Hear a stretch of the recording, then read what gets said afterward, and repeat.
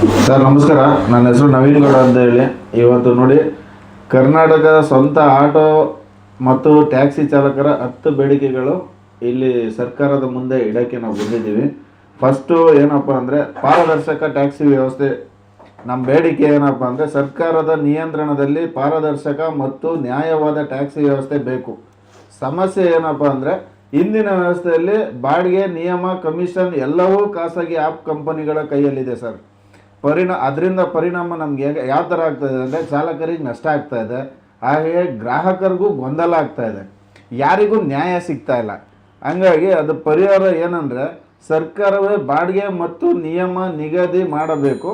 ಗ್ರಾಹಕ ಚಾಲಕ ಇಬ್ಬರಿಗೂ ರಕ್ಷಣೆ ಸಿಗಬೇಕು. ಇದು ಒಂದು ಪಾಯಿಂಟ್. ಆದರೆ ಎರಡನೇ ಪಾಯಿಂಟು, ನಮಗೆ ಈ ಫ್ಲೀಟ್ ವಾಹನಗಳ ನಿಷೇಧ. ಬೇಡಿಕೆ ಏನಪ್ಪ ಅಂದರೆ, ಲೋಕಲ್ ಟ್ಯಾಕ್ಸಿ ಸೇವೆಯಲ್ಲಿ ಫ್ಲೀಟ್ ವಾಹನಗಳನ್ನು ನಿಲ್ಲಿಸಬೇಕು.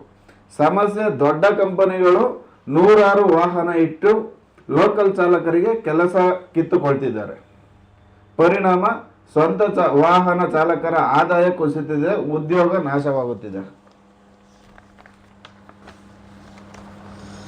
ಪರಿಹಾರ, ಲೋಕಲ್ ಟ್ಯಾಕ್ಸಿ ಸೇವೆ ಸ್ವಂತ ವಾಹನ ಹೊಂದಿರುವ ಚಾಲಕರಿಗೆ ಮಾತ್ರ ಇರಬೇಕು ಸರ್.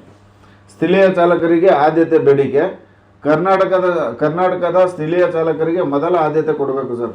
ಸಮಸ್ಯೆ ಏನಪ್ಪ ಅಂದರೆ, ಹೊರ ರಾಜ್ಯದ ದೊಡ್ಡ ಕಂಪನಿಗಳು ಚಾಲಕರ ಲೋಕಲ್ ಸೇವೆಯಲ್ಲಿ ತುಂಬುತ್ತಿದ್ದಾರೆ. ಪರಿಣಾಮ, ಸ್ಥಳೀಯ ಚಾಲಕರ ಜೀವನ ಸಂಕಷ್ಟದಲ್ಲಿದೆ. ಪರಿಹಾರ, ಪರ್ಮಿಟ್ ಮತ್ತು ಸೇವೆಗಳಲ್ಲಿ ಸ್ಥಳೀಯ ಚಾಲಕರಿಗೆ ಆದ್ಯತೆ ನೀಡಬೇಕು. 4ನೇ ಪಾಯಿಂಟು, ಫಿಸಿಕಲ್ ಮೀಟರ್ ಪ್ಲಸ್ ಸರ್ಕಾರಿ ಆ್ಯಪ್ ಬೇಡಿಕೆ. ಎಲ್ಲ ವಾಹನಗಳಲ್ಲಿ ಸರಿಯಾದ ಮೀಟರ್ ಮತ್ತು ಸರ್ಕಾರಿ ಆ್ಯಪ್ ಬೇಕು. ಸಮಸ್ಯೆ, ಇಂದು ಬಾಡಿಗೆ ಲೆಕ್ಕ ಸರಿಯಾಗಿಲ್ಲ, ಮೋಸಕ್ಕೆ ಅವಕಾಶವಿದೆ. ಪರಿಣಾಮ, ಗ್ರಾಹಕ ಚಾಲಕರ ನಡುವೆ ಜಗಳ, ಚಾಲಕರ ಮೇಲೆಯೇ ಆರೋಪ. ಅದಕ್ಕೆ ಪರಿಹಾರ, ಸರ್ಕಾರ ನಿಯಂತ್ರಣದಲ್ಲಿ meter plus mobile meter app ಜಾರಿ ಮಾಡಬೇಕು. RTO ಮಧ್ಯವರ್ತಿ. 5ನೇ ಪಾಯಿಂಟು, RTO ಮಧ್ಯವರ್ತಿ ಸಮಸ್ಯೆ ಬೇಡಿಕೆ. RTO ಕಚೇರಿಗಳಲ್ಲಿ ಇರುವ ಮಧ್ಯವರ್ತಿಗಳನ್ನು ತೆಗೆದುಹಾಕಬೇಕು. ಸಮಸ್ಯೆ, ಸಾಮಾನ್ಯ ಚಾಲಕರು ನೇರವಾಗಿ ಕೆಲಸ ಮಾಡಿಕೊಳ್ಳಲು ಆಗುತ್ತಿಲ್ಲ. ಪರಿಣಾಮ, ಹೆಚ್ಚು ಖರ್ಚು, ಮಾನಸಿಕ ಒತ್ತಡ, ಅನ್ಯಾಯ. ಪರಿಣಾಮ, RTO ಸೇವೆ ನೇರ ಮತ್ತು ಆನ್ಲೈನ್ ಆಗಬೇಕು. ಬಾಡಿಗೆ ಚಾಲಕರ ಜೊತೆ ಮಾತಾಡಿ ನಿಗದಿ ಮಾಡಬೇಕು. ಚಾಲಕರ ತರಬೇತಿ ಬೇಡಿಕೆ. ಸರ್ಕಾರದಿಂದಲೇ ಚಾಲಕರ ತರಬೇತಿ ಬೇಕು. ಸಮಸ್ಯೆ, ಯಾವುದೇ ಸರಿಯಾದ ತರಬೇತಿ ವ್ಯವಸ್ಥೆ ಇಲ್ಲ. ಪರಿಣಾಮ, ಚಾಲಕರ ಮೇಲೆ ತಪ್ಪು ಆರೋಪ, ಸೇವೆಯಲ್ಲಿ ಗುಣಮಟ್ಟ ಕಡಿಮೆ. ಪರಿಹಾರ, ಸರ್ಕಾರಿ ತರಬೇತಿ ಕೇಂದ್ರಗಳು ಸ್ಥಾಪಿಸಬೇಕು. ಚಾಲಕರನ್ನು ಪ್ರೊಫೆಷನಲ್ ಆಗಿ ತಯಾರಿಸಬೇಕು.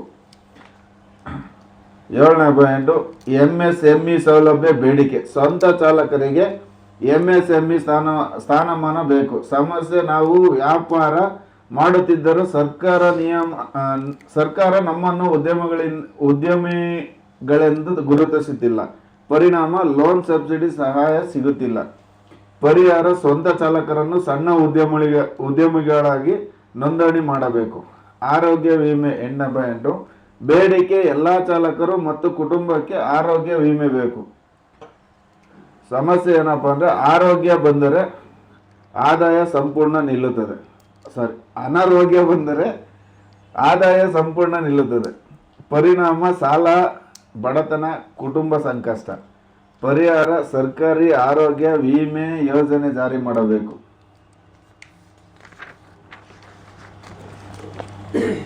9ನೇ ಪಾಯಿಂಟ್, ಸರ್ಕಾರಿ ಡಿಜಿಟಲ್ ವ್ಯವಸ್ಥೆ ಬೇಡಿಕೆ.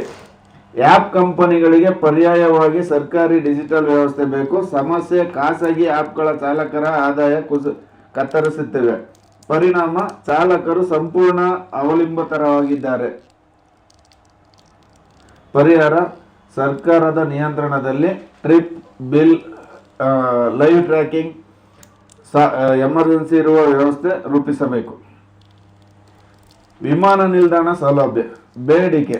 ವಿಮಾನ ನಿಲ್ದಾಣದಲ್ಲಿ ಸ್ವತಂತ್ರ ಚಾಲಕರಿಗೆ ಸಮಾನ ಅವಕಾಶ ಬೇಕು. ಸಮಸ್ಯೆ, ಆ್ಯಪ್ ಟ್ಯಾಕ್ಸಿಗೆ ಮಾತ್ರ ಎಲ್ಲ ಸೌಲಭ್ಯ. ಪರಿಣಾಮ, ಸ್ವಂತ ಚಾಲಕರಿಗೆ ವ್ಯಾಪಾರ ಇಲ್ಲ. ಪರಿಹಾರ, ಪಿಕಪ್ ಝೋನ್, ಪಾರ್ಕಿಂಗು, ನೀರು, ಟಾಯ್ಲೆಟು ಎಲ್ಲವೂ ಸ್ವಾತಂತ್ರ್ಯ ಚಾಲಕರಿಗೂ ಕೊಡಬೇಕು.